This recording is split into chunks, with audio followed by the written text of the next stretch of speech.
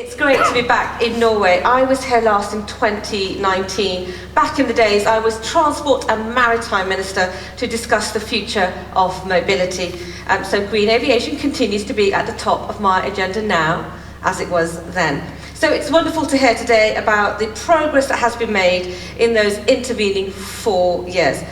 I want to focus my talk today around a couple of key areas. First, I want to set out how the UK government is working with business to develop green aviation. There are a number of UK aviation firms joining us today, businesses that are making some very significant advances in this area.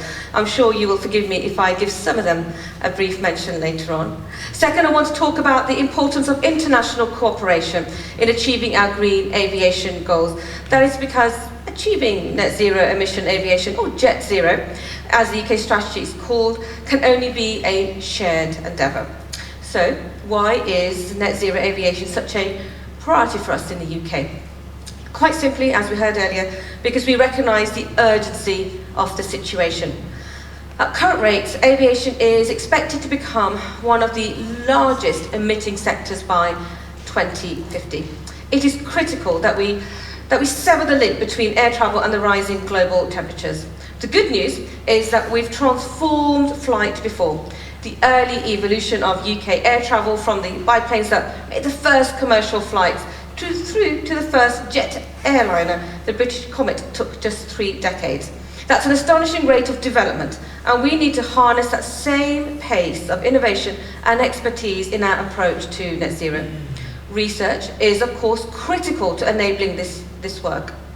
Last year, we announced that we would boost our funding of the Aerospace Technology Institute programme, which creates the technology strategy for the sector and funds R&D in this area to £685 million over 3 years.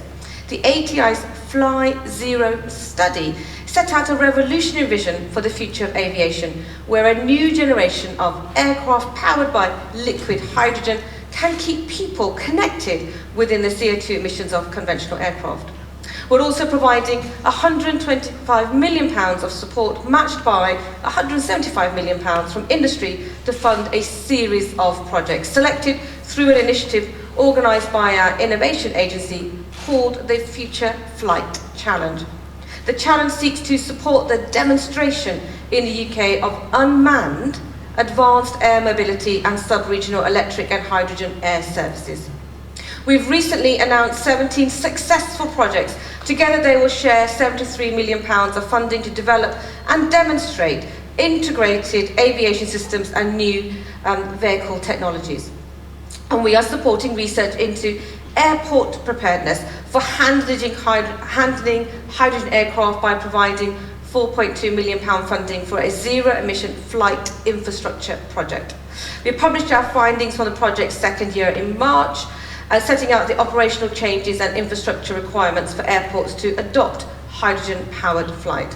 And we are now considering funding options for future research on decarbonising airports. And we're not stopping there. We've also doubled our ambitions for low-carbon hydrogen production capacity.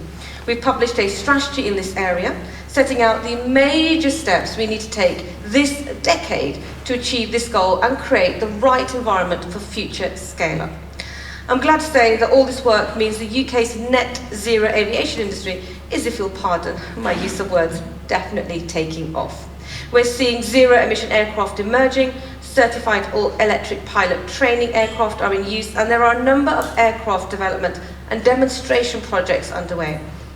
The next step is to accelerate the development of this aircraft, and we very much welcome the industry's ambition to scale up the technology to larger commercial passenger usage. But none of this progress can happen without international cooperation. Joint action on aviation emissions is essential, given the interconnected global nature of the sector. And there is no secret that the UK-Norway relationship is as long-standing and as strong today as it ever has been. We work together on trade and technology, on energy, climate, the environment, and we share interests in innovation, security as well. And of course, football, where week in and week out we can admire the skills of certain Norwegian players. I'm just talking about Arsenal here, nobody else, in case anyone's going to deflect from this. No murmuring. Critically though, Norway and the UK are partners in building a green economy and supporting the green transition. We cooperate, as the Minister said earlier, closely through the European Civil Aviation Conference, and our views are closely aligned. And I have no doubt that our already significant levels of cooperation will only develop further over time. Like the UK, Nordic countries have a formidable reputation for innovation and experience, and these are the exact qualities needed to deliver the Paris Agreement and our goals to decarbonise our economy. More broadly, the UK government remains fully committed to global action through international processes. That is why we are taking a leading role in the work of the International Civil Aviation Organization to develop and implement environmental policies, measures and standards for international aviation. The ICAO's assessment shows that sustainable aviation fuels will make the biggest contribution to achieving net zero by 2050. We therefore see it as a priority to develop and agree international measures, targets and policies to support development, production and of course deployment. The third ICAO conference on aviation alternative fuels in November will be a key opportunity for us in this regard. Finally, I want to say a few words about the UK presence here at ZERAC. We have Highlands and Islands Airport and Transport Scotland here. They share many of the same geographical challenges and opportunities as Norway, and I believe you'll be hearing from them later today. We also have Cranfield Aerospace, who many of you will already know. I'm sure they would be more than happy to tell you about their progress in developing zero-emission and hydrogen fuel-powered aircraft. I can't see anybody in the room, but I said hello to them earlier, so they're here somewhere. If you raise your hands, Cranfield, where are? Oh, there we are, there they are, perfect. As part of the first phase of the project, they are converting a Britain-Norman Islander 9-seat aircraft to gaseous hydrogen propulsion via a fuel cell and electric motor. I think, Cranfield, you'll need to give me a cleaner sentence on that. It's very hard to read out. And not least, Rolls-Royce. I haven't said hello to them yet. Where are they in the room? Perfect. Who are, over the last few years, have been working closely with, forgive me, Widerøe, Zero and Embraer to define the opportunity of carbon emission-free aviation for Norway. I know they've been very much focused on envisaging competitive carbon emission-free aircraft fueled by hydrogen, and we'll be hearing from them on the net zero challenge. Thank you. Please do feel free to catch up with our UK delegates. I'm sure they will welcome a conversation. I also very much look forward to following Norway's broader progress in this important field. And who knows, perhaps on my next visit, I'll be able to fly one of your zero-emission routes. So thank you once again for inviting me. Thank you so much, Minister. I wish you all a productive conference, and I hope that today's discussions help us get closer to a jet zero future. Thank you.